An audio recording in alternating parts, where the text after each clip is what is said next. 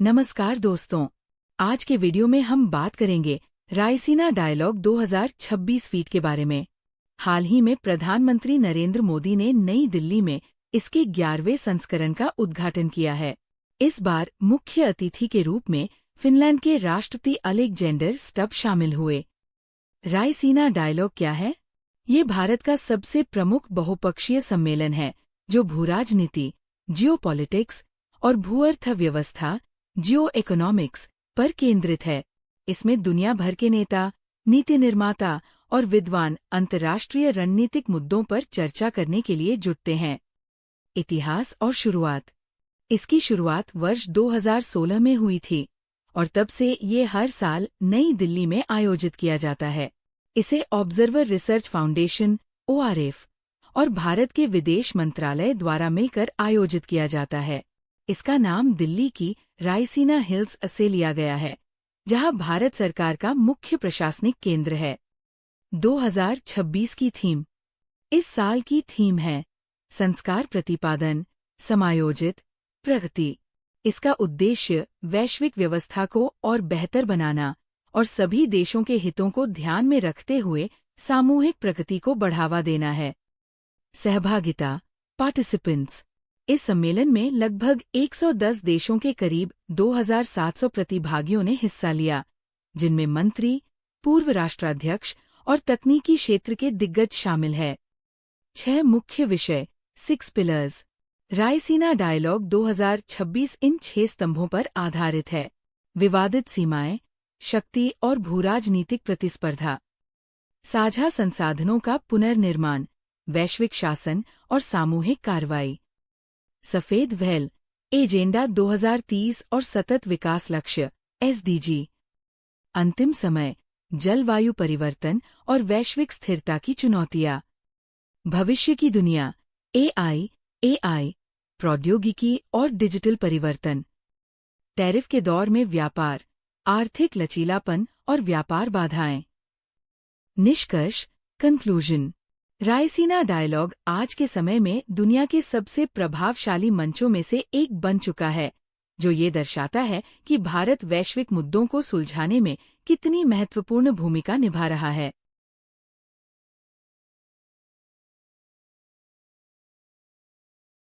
वैश्विक रणनीतिक मंच। ये सम्मेलन म्यूनिख सुरक्षा सम्मेलन और शांग्रीला डायलॉग जैसे बड़े अंतर्राष्ट्रीय मंचों के बराबर महत्व रखता है। कूटनीतिक मंच। ये वैश्विक कूटनीति में भारत की भूमिका को एक बड़ी ताकत के रूप में मजबूत करता है।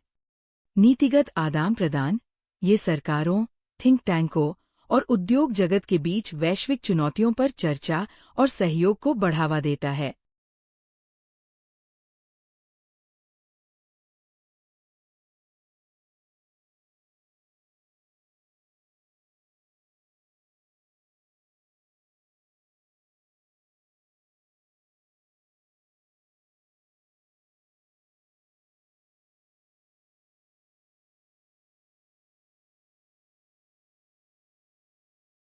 स्वास्थ्य के क्षेत्र में बिहार का डंका। Free medicine ranking. सरकारी अस्पतालों में मरीजों को मुफ्त दवाइयाँ, फ्री मेडिसिन्स उपलब्ध कराने में बिहार पूरे देश में नंबर 1 बन गया है। रिकॉर्ड। स्वास्थ्य मंत्री मंगल पांडे के अनुसार बिहार पिछले 18 महीनों से लगातार इस रैंकिंग में पहले स्थान पर बना हुआ है। इतिहास। बिहार ने पहली बार सितंबर 2024 में ये मुकाम हासिल किया था और फरवरी 2026 तक भी अपनी बादशाहत बरकरार रखी है। कहाँ मिल रही सुविधा? ये सुविधा मेडिकल कॉलेज, जिला अस्पताल, PHC और सामुदायिक स्वास्थ्य केंद्रों सहित सभी सरकारी स्वास्थ्य संस्थानों में लागू है। सेगमेंट 2। पटना में बनेगी भारत की पहली विरासत सुरंग, हेरिटेज टनल। मुख्यमंत्री नीतीश कुमार ने 8 मार्च 2026 को पटना में बिहार संग्रहालय और पटना संग्रहालय को जोड़ने वाली ऐतिहासिक सुरंग के निर्माण कार्य का उद्घाटन किया। सुरंग की खासियतें। लंबाई और गहराई। ये सुरंग लगभग 1.5 किलोमीटर लंबी होगी और जमीन से 15 से 20 मीटर नीचे बनाई जाएगी। पैदल यात्रियों के लिए। सामान्य मेट्रो सुरंगों से अलग, ये विशेष रूप से पैदल यात्रियों के लिए होगी ताकि लोग सड़क के ट्रैफिक से बचकर एक संग्रहालय से दूसरे तक जा सकें। विरासत और कला। इसे विरासत सुरंग, हेरिटेज टनल कहा जा रहा है क्योंकि इसकी दीवारों पर मधुबनी पेंटिंग, भित्ति चित्र और बिहार की समृद्ध संस्कृति को दर्शाया जाएगा। तकनीक। इसे बनाने वाली टनल बोरिंग मशीन TBM को सिंगापुर से लाया गया है। इसके 2027 तक पूरा होने की संभावना है। पटना विरासत सुरंग, हेरिटेज टनल, रूट और महत्व। सुरंग का रास्ता, राउट डिटेल्स। यह सुरंग पटना के सबसे व्यस्त और महत्वपूर्ण इलाकों के नीचे से होकर गुजरेगी। विद्याप्ति मार्ग, तारामंडल चौराहा, आयकर गोलंबर, पटना महिला महाविद्यालय, पटना वुमेन्स कॉलेज। इसका महत्व क्यों है? ये 2 संग्रहालयों बिहार म्यूजियम, पटना म्यूजियम को जोड़ने वाली भारत की पहली भूमिगत अंडरग्राउंड सुरंग है। ये न केवल यातायात को आसान बनाएगी, बल्कि पर्यटन के लिहाज से भी बिहार को एक नई वैश्विक पहचान देगी।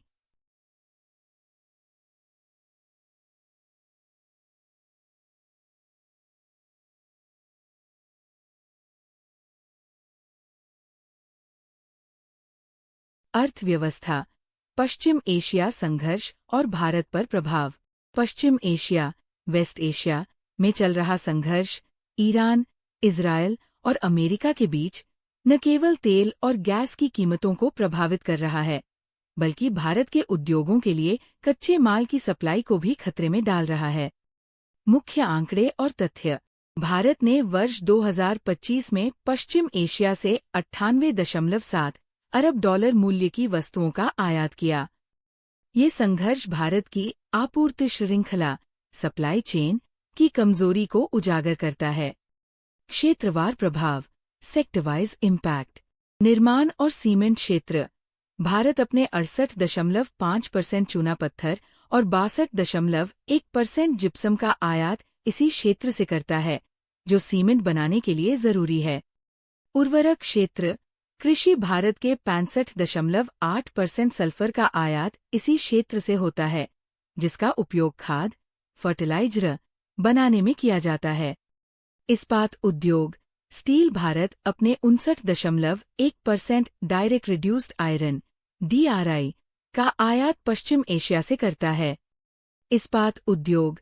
स्टील। भारत अपने 59.1% डायरेक्ट रिड्यूस्ड आयरन DRI का आयात पश्चिम एशिया से करता है। ऊर्जा और इलेक्ट्रिक वाहन। भारत के 50.7% तांबे के तारों कॉपर वायर्स का आयात यहीं से होता है, जो बिजली के ग्रिड और इलेक्ट्रिक गाड़ियों के लिए बहुत जरूरी है। रत्न और आभूषण। भारत के 40% से अधिक कच्चे हीरे पश्चिम एशिया से आते हैं, जिनकी कटिंग और पॉलिशिंग सूरत में होती है।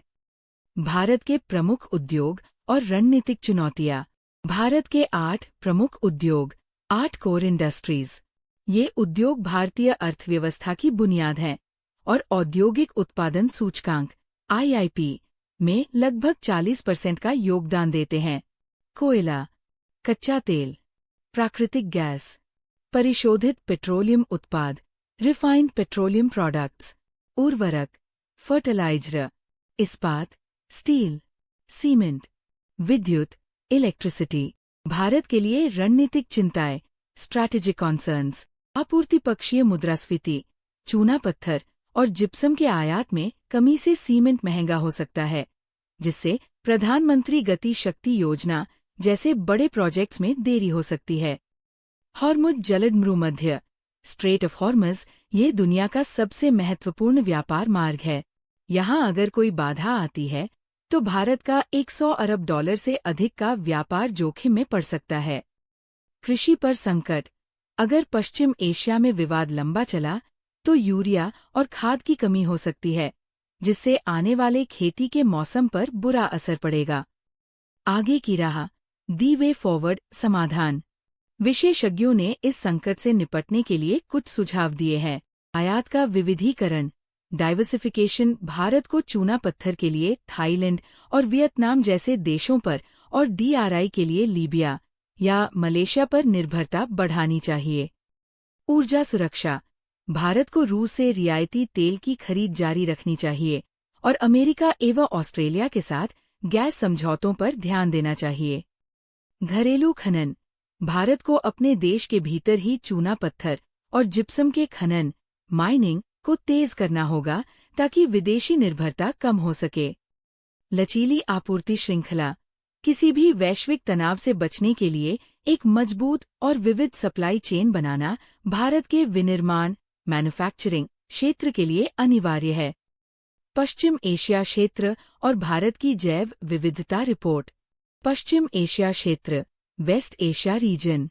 खाड़ी सहयोग परिषद GCC, इसमें 6 प्रमुख देश शामिल हैं: Bahrain, Kuwait, Oman, Qatar, Saudi Arab और संयुक्त अरब अमीरात UAE। अन्य देश इसके अलावा Iran, Iraq, Israel, Jordan, Lebanon, Syria और यमन भी इस क्षेत्र का हिस्सा है। महत्व। ये क्षेत्र दुनिया की ऊर्जा आपूर्ति, एनर्जी सप्लाई और समुद्री व्यापार मार्गों के लिए एक सबसे महत्वपूर्ण केंद्र है।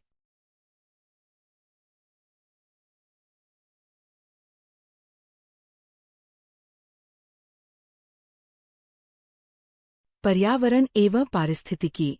भारत की 7वीं राष्ट्रीय रिपोर्ट। भारत ने जैव विविधता बायोडायवर्सिटी पर अपनी 7वीं राष्ट्रीय रिपोर्ट पेश की है, जिसमें वर्ष 2030 के वैश्विक लक्ष्यों की दिशा में देश की प्रगति का विवरण दिया गया है। रिपोर्ट के मुख्य निष्कर्ष की फाइंडिंग्स। सीमित प्रगति।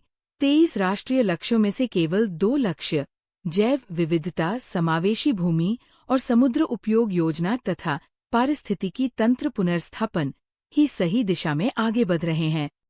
वन और वृक्ष आच्छादन।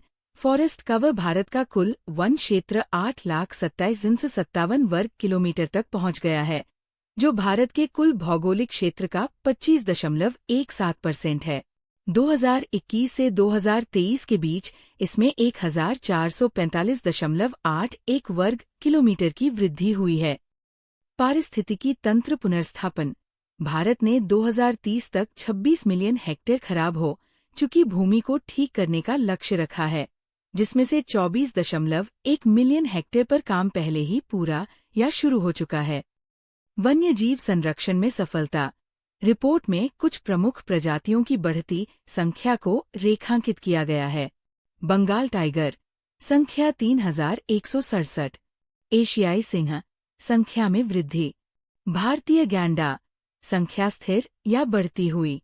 हिम तेंदुआ स्नो लेपर्ड। इस रिपोर्ट में हिम तेंदुओं की जनसंख्या का पहला राष्ट्रीय आकलन भी शामिल किया गया है। कृषि वानिकी एग्रोफॉरेस्ट्री। भारत के भौगोलिक क्षेत्र के लगभग 8.65% हिस्से पर अब कृषि वानिकी फैली हुई है।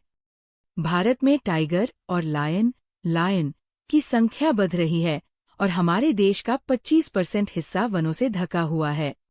भारत की जैव विविधता रिपोर्ट और संरक्षण की स्थिति।